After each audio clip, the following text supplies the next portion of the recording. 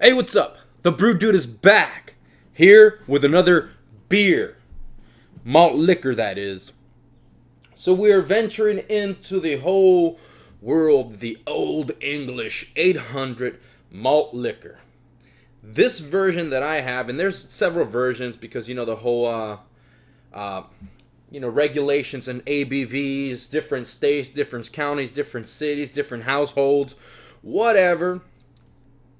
Whoever has a stick up anywhere and can't figure out why we can't just have everything across the board, I guess that's another video to worry about. 7.5% alcohol by volume. This beer is apparently not loved a lot in the online beer rating community. It's rated 1.38 out of 5 in Rate Beer out of 690 ratings. 0 for overall, and a 4 for the style, right? Beer Advocate has it at 2.1 out of 5, and out of 1,096 ratings. I guess people just don't like the beer, right?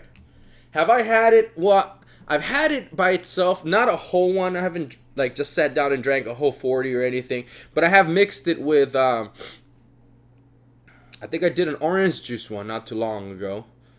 And it is strong. It was strong when I had it. But I've never had it here like this. But we're going to have it today. We're going to share what we find. And maybe you want to go try it.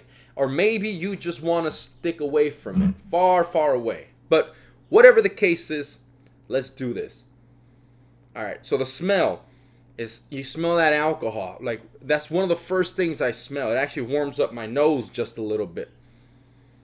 And I smell hops. Alcohol and hops. A little back note of grain and that signature malt liquor high ABV smell. It doesn't smell bad though. It smells like a strong beer though. It almost has more of a fruitier smell, like more of a high citrus, probably because of the hops that they use to balance out the flavors. But it's not bad.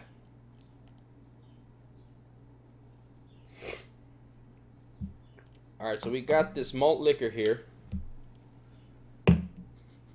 I get a grape smell. Some weird, like almost like an artificial grape smell, which is, I'm not sure what it is. It's not my cup, my glassware. I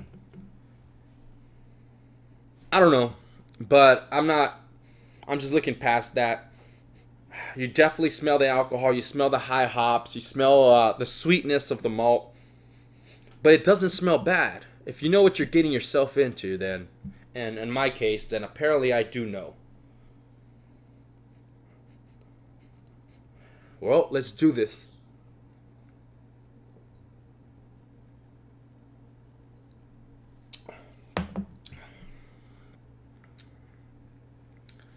Alright, so that is a bitter beer.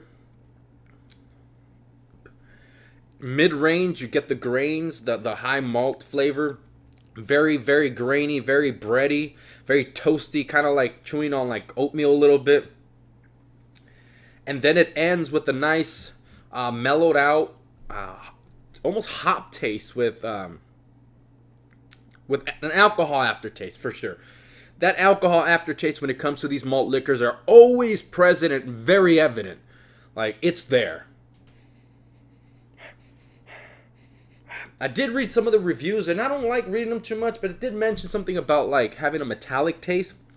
I'm not getting that, but what I have found out is that these undertones, these notes that are not evident right up front, usually when the beer's super cold, start coming out as the beer warms up. I've learned to just freeze this bad boy. Not freeze it literally, but I take it out of the chiller, like the actual chiller, and I put it in the cooler, in the actual like freezer for about 10 minutes before I drink it, so it can get cold. That way I don't get those off flavors that all type of adjunct beers and or beers that have like even like American style lagers, any Mexican style lagers, and those type of lager style beers that these flavors, random weird flavors start coming out as it warms up. Unlike craft beers where as it warms up you start getting the more beautiful and wonderful flavors that you want. Man, that felt like I just spoke for a long time. I don't know if the 7.5 ABV is kicking in already, or it just felt like I just rambled and rambled and rambled. So, let's go for number 2.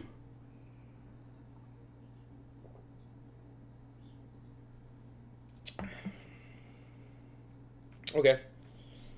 The color on it is pretty nice. Nice, clean color. Very clear. The taste, the carbonation, it has a little biting carbonation on the tongue, but I can tell now, and it goes back to what we were talking about. A lot of active bubbles going from the base of the cup out of the top, right?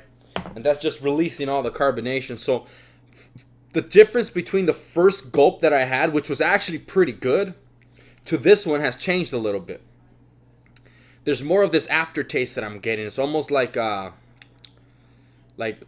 stale, flat flavor beer. The front end is still good. It's nice nice biting carbonation, nice full flavor grains. But at the end now, it's more evident that this alcohol, 7.5, is there. It's still not gross though. I don't see it being a 1.38 out of 5 or 2.1 out of 5. I still don't see that. That's kind of like just. I see it more in a aspect of just ignorance, kind of a little bit, almost like, and biasing and stuff like that. But hey, I mean, it's not horrible. Do I recommend you just sit down and drink OEs all the time? Probably not. It's probably not good for you. But if you do have, $1 and some change, and you're like, I just need a nice strong beer, maybe want to feel a little buzz, I wouldn't be against it. Just get it nice and cold and everything. But it's not horrible. I've had some worse, horrible fruit beers, and you're just like, wait a minute, it tastes like perfume. And this here, it's whatever. I do get a high alcohol kind of flat beer taste at the end. The carbonation does leave fast, and it warms up pretty fast. But other than that,